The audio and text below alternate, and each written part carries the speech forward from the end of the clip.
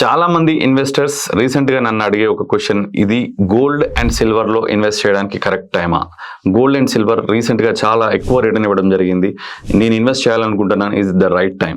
Unfortunate గా there is no right or wrong answer. చాలా మంది చేసే బిగ్గెస్ట్ మిస్టేక్ ఏంటంటే, రీసెంట్ గా ఏదైతే కంపెనీ కావచ్చు, ఏదైనా ఫండ్ కావచ్చు, ఎనీ అసెట్ కావచ్చు, ఏదైతే రీసెంట్ రిటర్న్స్ ఇవ్వడం జరుగుతుందో దాన్నే చేస్ చేస్తూ ఉంటారు.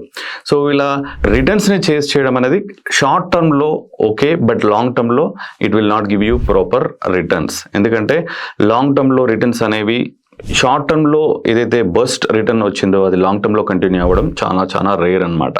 So what is the answer, what is the right thing to do? ఈ టైంలో గోల్డ్ అండ్ సిల్వర్ లో ఇన్వెస్ట్ చేయొచ్చా? If you want to do, what is the best way to do it? So నా suggestion for the investors or for the viewers is, మీరు gold లో invest చేయాలా, silver లో invest చేయాలా, లేదా equity అంటే స్టాక్స్ లో ఇన్వెస్ట్ చేయాలా, లేదా బాండ్స్ లో ఇన్వెస్ట్ చేయాలా, ఈ డెసిషన్ ని మీరు తీసుకోకుండా ఏదైనా ఫండ్ మేనేజర్ కి డెలిగేట్ చేయడం అనేది కరెక్ట్ థింగ్ యాక్చువల్గా. సో ఫర్ ఎగ్జాంపుల్ దీన్ని ఎలా కంపేర్ చేయాలంటే, ఒక డిష్ ప్రిపేర్ చేయాలంటే దాంట్లో చాలా ఇంగ్రీడియంట్స్ అనేవి చాలా చాలా అవసరం ఉంటుంది. సో రకరకాల మసాలాలు కావచ్చు, సాల్ట్ కావచ్చు, వెజిటబుల్స్ కావచ్చు, ఎన్నో యాడ్ చేస్తేనే ఒక డిష్ అనేది క్రియేట్ అవుతుంది. బట్ ఏదైనా డిష్ క్రియేట్ కావాలి, మంచి టేస్ట్ రావాలంటే దాంట్లో సాల్ట్ అనేది చాలా చాలా ఇంపార్టెంట్ ఇంగ్రీడియంట్.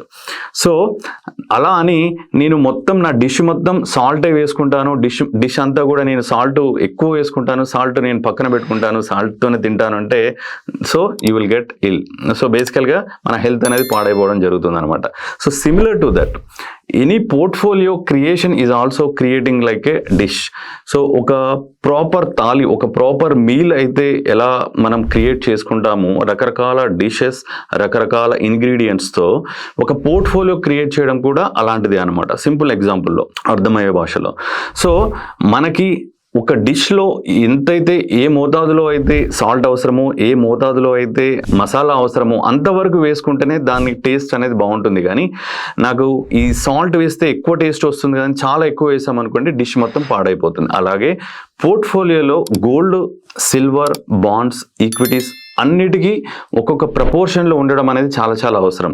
సో గోల్డ్ ఈ ఇయర్ ఎక్కువ రిటర్న్ వచ్చింది కాదనేసి పోర్ట్ఫోలియో మొత్తం గోల్డ్లోనే ఇన్వెస్ట్ చేస్తే, దెన్ సబ్సిక్వెంట్గా when the gold prices stabilises, so recent returns ఏవైతే ఉన్నాయో అవి ఫ్లాటన్ అయిపోయినప్పుడు your portfolio will under perform.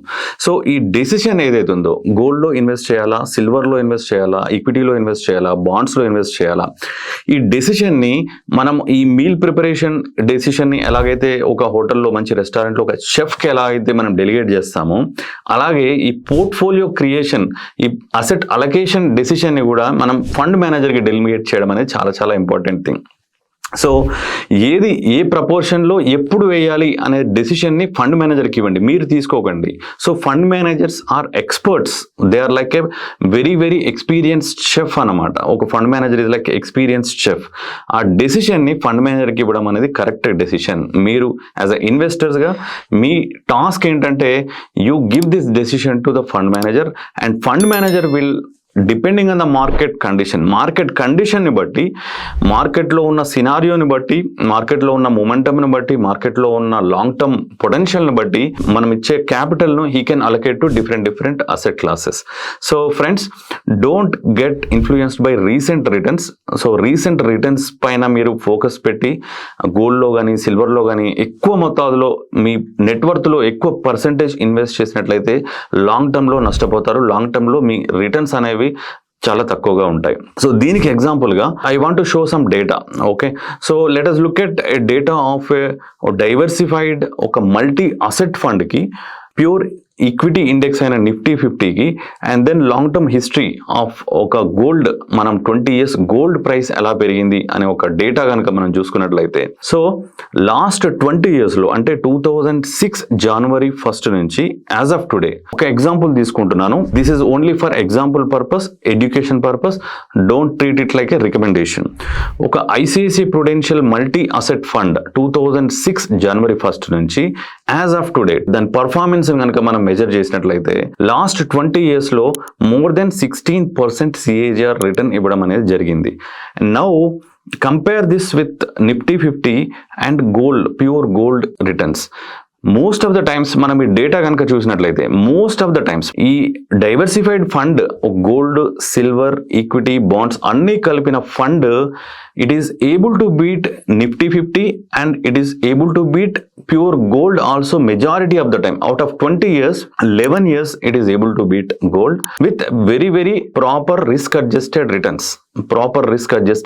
మనం గనక last 1 year extraordinary return 75% return వచ్చిన రిటర్న్స్ ని మనం పక్కకు పెట్టినట్లయితే 19 years డేటా తీసుకున్నట్లయితే gold returns were not matching with either equity return or with diversified fund like ICICI Prudential multi asset fund. So 19 years లో కూడా ఐసిఐసిఐ ప్రుడెన్షియల్ ఫండ్ 16% రిటర్న్ ఇస్తే ఈ 19 years ఎక్సెప్ట్ 2025 చూసుకున్నట్లయితే మనకు గోల్డ్ అనేది ఓన్లీ 12.5% రిటర్న్ మాత్రమే ఇవ్వడం జరిగింది అనమాట. So this data clearly shows ఒక diversified fund with equity, gold, silver and bonds ఇవన్నీ కలిపిన ఒక డైవర్సిఫైడ్ ఫండ్ కనుక మనం ఇన్వెస్ట్ చేసుకున్నట్లయితే వాలటిలిటీ తక్కువగా ఉంటుంది, రిస్క్ అడ్జస్టెడ్ రిటర్న్స్ చాలా బాగా ఉంటాయి. Hope this video is very helpful for you.